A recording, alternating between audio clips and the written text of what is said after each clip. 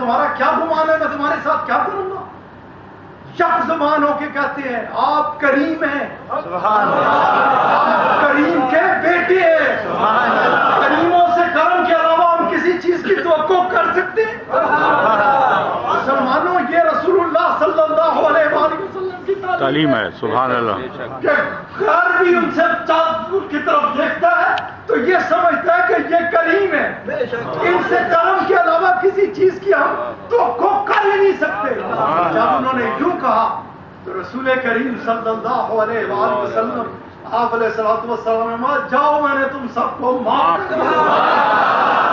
رسول کریم شہنشاہ آخر العالم صلی اللہ علیہ وآلہ وسلم کا کہ یہ شان دیکھنے کے بعد ایک لمحہ نہیں لگا تھا، اول سے آخر تک سب کے دلوں نے گواہی دی کہ نہیں، یہ جو ہے فرماتی ہے نا، ان کا جو انداز ہے یہی حق ہے، یہی سچ ہے، اور پورے کا پورا بیت اللہ شریف کلمہ پاک سے گونجا۔ کیا کرام اولیاء اللہ نے یہی تعلیمات دربار رسالت معاذ صلی اللہ علیہ وآلہ وسلم سے دی، جدھر گئے جہاں بیٹھے اسی طرح بلایا، کبھی بھی کسی صورت بھی کسی بھی جگہ۔ اسی لیے میں نے پہلے کہا کہ خطیب صاحب نے جو فرمایا اس مسجد سے جب بندہ باہر جائے اور وہ کسی قانون کی خلاف ورزی کرتا ہوا ہو تو وہ کیسے اپنے آپ کو جسٹیفائی کرے گا؟ کس طرح سے وہ کہے گا کہ میں راہ راست پہ ہوں، راہ ہدایت پہ ہوں؟ ہمارا دین تو بڑا خوبصورت دین ہے دوست، اور یہی چیزیں تو لے کے جاتی، انہی چیزوں سے تو لوگوں میں اٹریکشن پر لوگ کھنچتے اس طرف آتے، اور جو آتا یہی اولیاء اللہ لے کے چلے۔ وقت نہیں دوستو، دل بہت کرتا ہے، لیکن ایک آدھ بات کرتے ہوئے میں بات کو سمیٹوں گا کہ رسول کریم شہنشاہ العالم صلی اللہ علیہ وآلہ وسلم آپ اور انہیں کا فروز ہے، اور آپ علیہ الصلوۃ والسلام آپ نے فرمایا کہ ایک شخص ہے، اس نے گناہوں کے پہاڑ لاد رکھے اپنے اوپر، گناہوں کے پہاڑ لاد رکھے اپنے اوپر، ایک راستے سے جا رہا ہے، راستے میں کوئی اسے رکاوٹ نظر آئی، کوئی چیز تھی، کوئی پتھر تھا جس سے اسے ٹھوکر لگ سکتی تھی، یا کوئی کانٹا تھا جو اسے چبھ سکتا تھا، یا کیلے کا چھلکا تھا جس سے وہ پھسل سکتا تھا۔ پہلے اس نے قدم اٹھایا، اس کے اوپر سے آگے رکھا، اور اس نے خیال کیا کہ میں بچ کے نکل جاؤں۔ پھر آپ فرماتے ہیں اس کے دل میں خیال پیدا ہوا کہ میں نے تو اپنے آپ کو بچا لیا، میرے پیچھے مخلوق ہے خدا۔ اگر مومن مسلمان کی بات نہیں ہے، کیونکہ ہمارے آقا تشریف اس شان کے ساتھ لائے ہیں کہ اللہ کریم نے جیسے اپنے لیے فرمایا نا کہ الحمدللہ رب العالمین، اسی طرح سے فرمایا وما ارسلناک الا رحمۃ للعالمین۔ سبحان اللہ۔ اس مقام پر اس کے دل میں یہ خیال نہیں آیا کہ کوئی میرا بھائی، کوئی عزیز، کوئی چاہنے والا آئے گا۔ اس کے دل میں خیال آیا یہ رستہ ہے، مخلوق خدا ادھر سے گزرتی ہے، مخلوق خدا پہ آقا علیہ الصلوۃ والسلام نے اس جگہ پہ زور دے کے فرمایا مخلوق خدا گزرتی ہے ادھر سے۔ وہ رکا، اس چیز کو اٹھایا، پرے کیا اور آگے چل پڑا۔ آپ علیہ الصلوۃ والسلام نے اپنے غلاموں کو، جنہیں میں اور آپ صحابہ کرام رضوان اللہ تعالیٰ علیہم اجمعین کے نام سے یاد کرتے ہیں، مخاطب فرما کے فرمایا کہ جانتے ہو اس کے اس فعل پہ وہ کتنا خوش ہوا؟ آپ جانتے ہیں یا آپ کا رب جانتا ہے؟ حکم فرمائیے، بتائیے۔ آپ علیہ الصلوۃ والسلام نے فرمایا کہ وہ جو گناہوں کے پہاڑ اس نے لاد رکھے تھے نا، اللہ تعالیٰ نے اس کے اس فعل کے بدلے میں اس کے تمام گناہوں کو معاف کر دیا۔ آپ علیہ الصلوۃ والسلام فرماتے ہیں میں نے پہلے کہا روشنی لینی ہے تو مدینہ پاک سے لینا، راہ ہدایت ہے ہی ادھر، فقط ایک مقام ہے۔ آپ ہی فرماتے ہیں کہ ایک شخص، ایک عورت ہے، گناہوں کے پہاڑ لاد رکھے ہیں، ایک جنگل میں سے جا رہی ہے، کیا دیکھتی ہے؟ ایک کنواں ہے، اس کے کنارے ایک پیاسا کتا ہے، زبان لٹک رہی ہے، حریص نگاہوں سے پانی کی طرف دیکھتا ہے، طاقت نہیں رکھتا نکال کے پی لے۔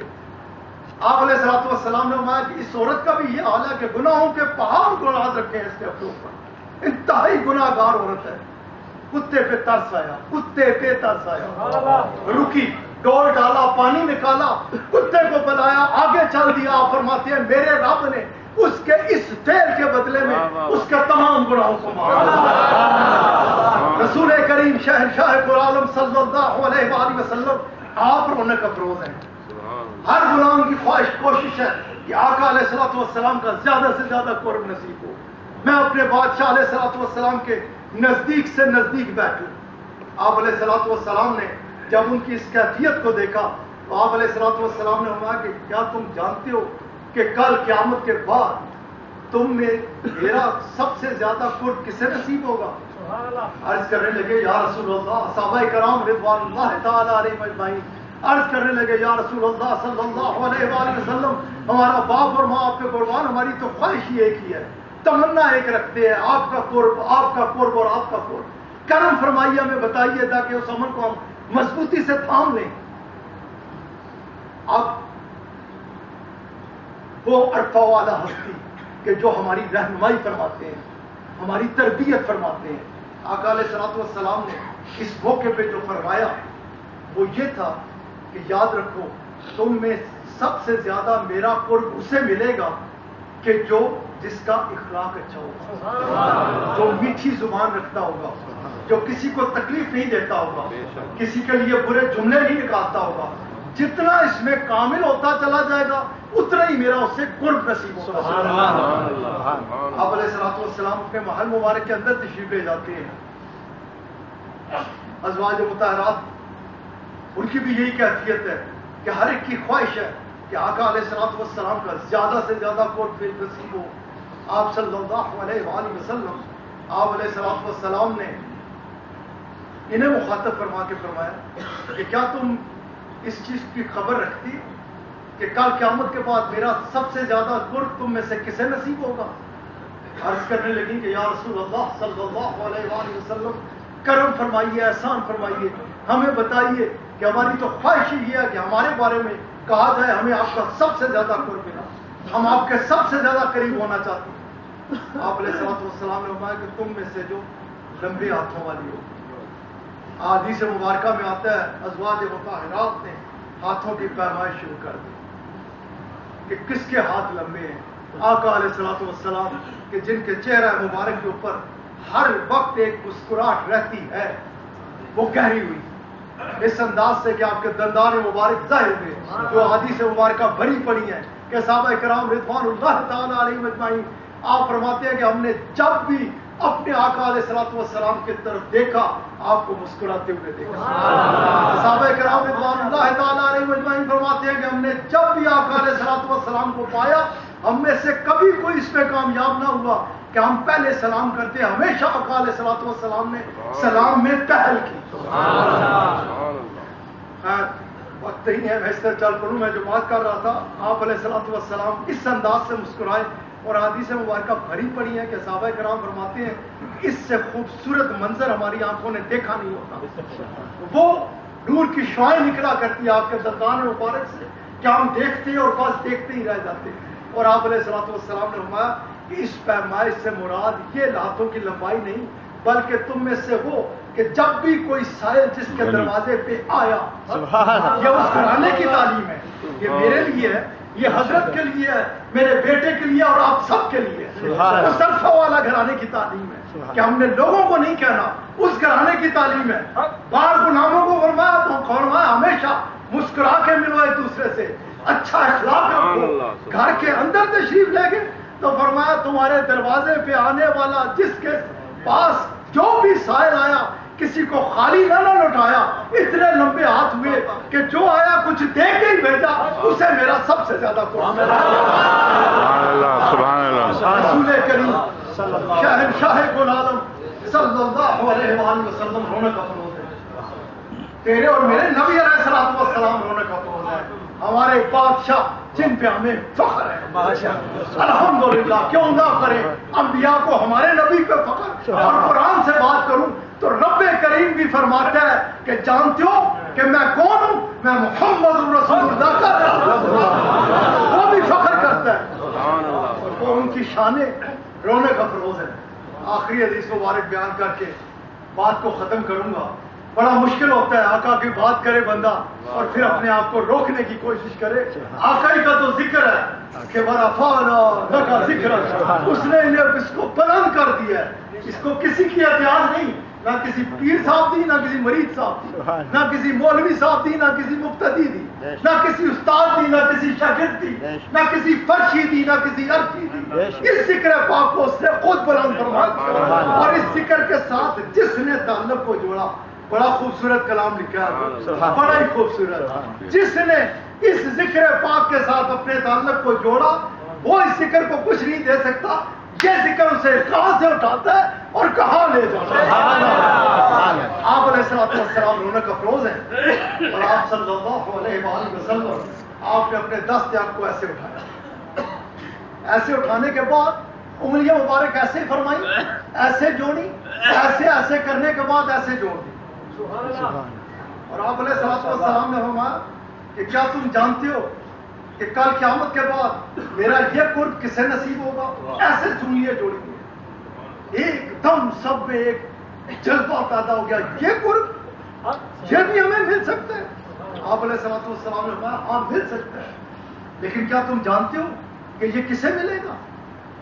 سب غلاموں نے، صحابہ کرام رضوان اللہ تعالی علیہم اجمعین نے عرض کی کہ اے کریم آقا کرم فرمائیے، بتائیے کہ آپ کا یہ قرب ہم کیسے حاصل کر سکتے ہیں. آپ علیہ السلام نے فرمایا کہ تم میں سے جو کسی یتیم کے سر پہ ہاتھ رکھے گا، جو بھی کسی یتیم کے سر پہ، یتیم کا لفظ ہے، بس یتیم ہو جسے ضرورت ہو کسی سہارے کی، آپ نے فرمایا جو کسی یتیم کے سر پہ ہاتھ رکھنے والا ہے نا، اس کی کفالت کرنے والا ہے، وہ کل قیامت کے بعد میرے ساتھ ایسے ہمیں شریعت مطالعہ کو مضبوطی کے ساتھ تھامتے ہوئے ہر صورت میں جس قدر ہو سکے عبادات کرنی چاہیے.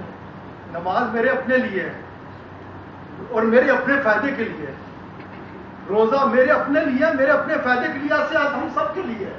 ہم کوئی احسان نہیں کرتے اس پہ، یہ اس کا احسان ہمارے اوپر ہوتا ہے کہ وہ اپنے گھر لے آئے یا رات کو اٹھا کے کھڑا کر دے.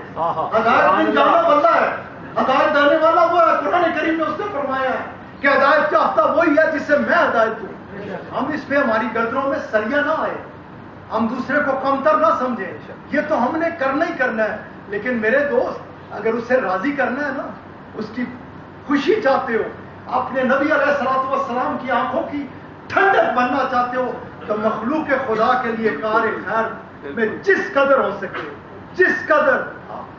آپ روزے کے بارے میں فرما رہے تھے، معلوم ہے روزے کو روزہ کھلانا ایسے ہی ہے جیسے اس کے ایک کے دو روزے ہو گئے، دو کا کھلایا، تین ہو گئے، تین کا کھلایا. ایک مسکین سا تھا، انہوں نے کہا کہ میرے پاس کچھ ہے نہیں، کیا کروں؟ آپ نے فرمایا پانی پڑا ہوا ہے نا، اٹھا کے اسے پلا دے، پیش کر دے، خود پینے سے پہلے اسے پیش کر دے، تجھے بھی ویسے ہی سبحان اللہ. یہ تو بڑا خوبصورت دین ہے، انتہائی خوبصورت دین ہے ہمارا اسلام. اس کی تعلیمات کو پکڑو، اسے مضبوطی کے ساتھ تھامو. اور آخری بات اولیاء اللہ کے ساتھ، رات کو ادھر میں نے پہنچنا بھی تھا، سان صاحب کو بھی یاد تھا، قبلہ شاہ صاحب نے بھی جانا تھا، ان کی ادھر خصوصی رات ہوتی ہے پاک وطن شریف میں. ادھر آگے دورے پہ پہنچ نہیں سکے ادھر. وہ ہستی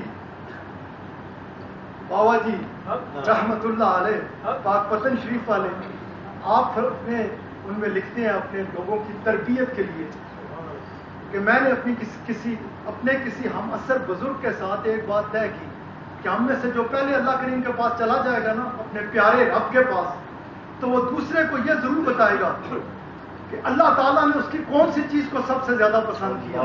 روزوں کو پسند کیا، تہجد کو پسند کیا، کس چیز کو سب سے زیادہ، تاکہ پھر وہ دوسرا زیادہ وقت اس عبادت میں گزارے گا.